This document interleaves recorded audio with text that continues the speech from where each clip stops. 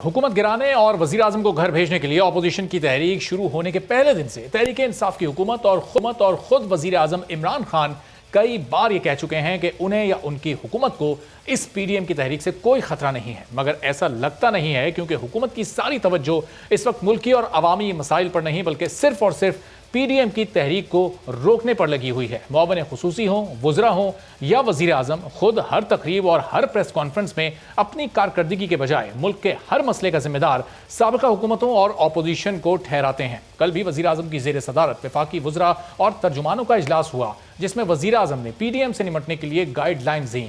आज वफाकी वज़ीर दाखिला शेख रशीद की सरबराही में 5 वफाकी वुज़रा की जानिब से एक गैर मामूली प्रेस कॉन्फ्रेंस की गई और ऐसा लग रहा था कि शायद वज़ीर दाखिला मच सानिया में मुलविस दहशतगर्दों के हवाले से कोई बड़ी अहम ब्रेकिंग देने आए हैं, मगर ऐसा कुछ भी ना हुआ और मच वाक़े के हवाले से कोई बात ही नहीं की गई। बात हुई तो सिर्फ और सिर्फ पीडीएम की।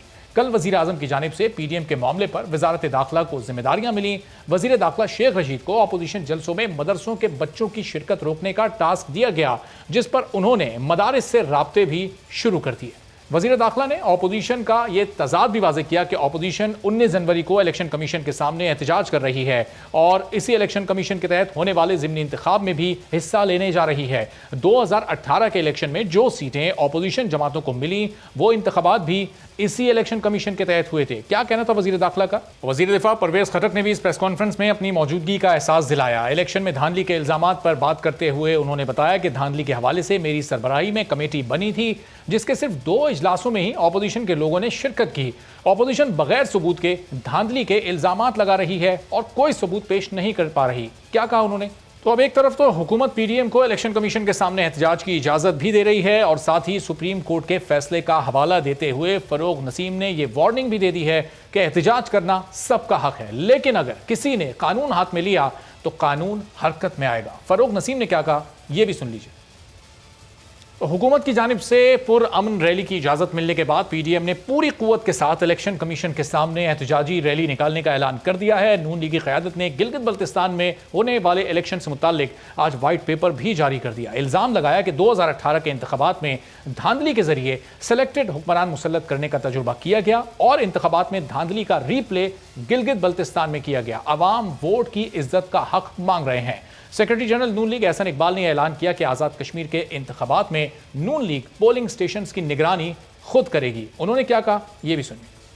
तो अब आज़ाद कश्मीर के इंतखाबात में नून लीग की जानिब से कहा जा रहा है वो खुद पोलिंग स्टेशंस की निगरानी करेंगे। तो ये सूरत हाल है। शेख रशीद ये कह रहे हैं कि इलेक्शन कमीशन के बाहर एहतजाज की हम इजाज़त तो देते हैं लेकिन वो कानून के दायरे में होना चाहिए और ये वही इलेक्शन कमीशन है कि जिसके तहत आगे ज़िमनी इंतखाब भी लड़ना है और उसी के खिलाफ एहतजाज भी। तो अपोजिशन की आगे क्या स्ट्रेटजी है, इस पर गुफ्तगू करते हैं। नून लीग के सीनियर रहनुमा सेक्रेटरी जनरल एहसन इकबाल साहब हमारे साथ मौजूद हैं।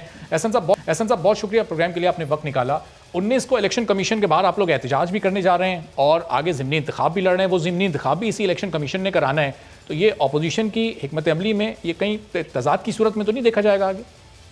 नहीं, देखिए तजाद नहीं है। जहाँ तक 19 जनवरी को पीडीएम के एहतजाज का ताल्लुक है उसका मौजू वो फॉरेन फंडिंग केस है जो पिछले 6 साल से पेंडिंग पड़ा है और जबकि स्टेट बैंक वाज़े तौर पे बतला चुका है कि दर्जनों ऐसे अकाउंट थे जो पीटीआई ने इलेक्शन कमीशन को डिक्लेयर नहीं किए और वो गैर कानूनी तौर पे करोड़ों रुपया बैरून मुल्क उन फंड में उन अकाउंट में हासिल कर रहे थे और उसको कहाँ इस्तेमाल कर रहे थे किसी को नहीं पता।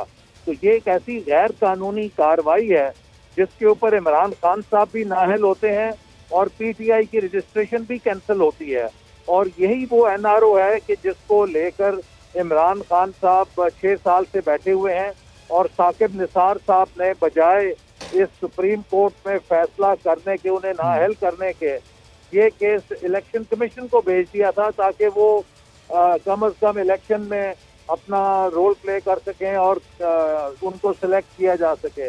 तो मैं समझता हूँ कि ये पाकिस्तान की पॉलिटिकल हिस्ट्री का सबसे बड़ा स्कैंडल है जो फॉरेन फंडिंग केस है और हमारे जाने का मकसद सिर्फ यही है कि हम इलेक्शन कमीशन की तवज्जो इस तरफ मबजूल कराएं। 6 साल से ये मसला ज़ेर गौर है, इसका फौरी तौर पे फैसला किया जाए। अगर नवाज शरीफ साहब के केस को 1 महीने में सुना जा सकता है और फैसला किया जा सकता है تو خان صاحب کے فیصلے 6 سال سے کیوں پینڈنگ ہیں؟ صحیح. تو احسن صاحب صرف فورن فنڈنگ کیس کے لیے آپ لوگ احتجاج کرنے جا رہے ہیں؟ الیکشن کمیشن کے کردار پر جو 2018 میں اس کا کردار رہا یا جو آگے ضمنی انتخاب اس کو کرانے ہیں اس کے اپنے کردار پر تو آپ لوگوں کو کوئی اعتراض نہیں ہے؟ دیکھیے جو الیکشن کمیشن 2018 میں تھا وہ تو جا چکا ہے. اب ایک نیا الیکشن کمیشن آیا ہے. ہم امید کرتے ہیں کہ یہ اپنا کردار غیر جانبداری سے ادا کریں گے، کیونکہ یہ بے حد اہم ہے کہ اب پاکستان کے اندر الیکشن کے نام پہ مزید کوئی فراڈ یا ڈاکہ نہ ڈالا جائے، ورنہ لوگوں کا اس کے خلاف ایک رد عمل جو آئے گا وہ بہت باغیانہ ہوگا اور ملک کے وفاق کے لیے، ملک کے مستقبل کے لیے وہ بہت منفی رجحان ہو سکتا ہے. تو اس لیے میں امید کرتا ہوں کہ جو نیا الیکشن کمیشن آیا ہے، جو نئے ممبران آئے ہیں، جو نئے چیف الیکشن کمشنر آئے ہیں، وہ غیر جانبداری کے ساتھ ضمنی الیکشن بھی کرائیں گے اور اگلے جو عام انتخابات ہیں اس میں اس غلطی کی تلافی کریں گے جو 2018 میں ہو چکی ہے. صحیح. اچھا احسن صاحب، گلگت بلتستان کے الیکشنز کو بھی آپ لوگوں نے یکسر مسترد کر دیا، وائٹ پیپر بھی آپ نے جاری کیا اس گورنمنٹ کے خلاف، لیکن یہ حکومت تو ماضی کی آپ کی اپنی حکومت اور پیپلز پارٹی سے بھی کم سیٹیں لینے میں کامیاب ہو سکی ہے گلگت بلتستان میں. پھر وہاں کے نتائج پر آپ لوگوں کو کیوں اعتراض؟ دیکھیے اگر وہاں پر آزاد منصفانہ انتخابات ہوتے تو مسلم لیگ نون بھاری اکثریت سے جیتی، اس لیے کہ 2015-20 کے درمیان جتنی ڈیولپمنٹ گلگت بلتستان میں ہماری حکومت نے کی تھی، ہمارے مخالفین بھی اس کے معترف تھے، لیکن وہاں پر پری پول انجینئرنگ کی گئی جیسے ساؤتھ پنجاب میں کی گئی تھی. ہمارے 6 سے زیادہ اراکین کو جو الیکٹیبلز تھے ان کو مجبور کیا گیا کہ وہ اپنی وفاداری بدلیں، وہ پارٹی کو چھوڑیں، اور اس کے باوجود کہ انتظامی طور پہ حکومت نے بھرپور وہاں مداخلت کی، لیکن جو حکومت کی پی ٹی آئی حکومت کی پاکستان میں کارکردگی ہے اور یہ پاکستان میں جو مہنگائی اور جو لاقانونیت اور جو عوام کو مشکلات کا سامنا ہے، اس کی خوشبو تو نہیں ہے، کوئی جو بدبوئی کہہ لیجیے وہ وہاں پر بھی پہنچی ہوئی ہے، وہ اس کی جو فلیور ہے وہاں پہنچا ہوا ہے. لوگوں کو پتہ ہے کہ یہ نیا پاکستان ایک ڈرونا خواب بن چکا ہے. تو اس دھاندلی کے باوجود لوگوں نے ان کو صرف 8 سیٹیں دی، جبکہ اس سے پہلے جو بھی وفاقی حکومت ہے وہ 14 یا 16 سیٹیں لیتی تھی، اکثریت حاصل کر لیتی تھی.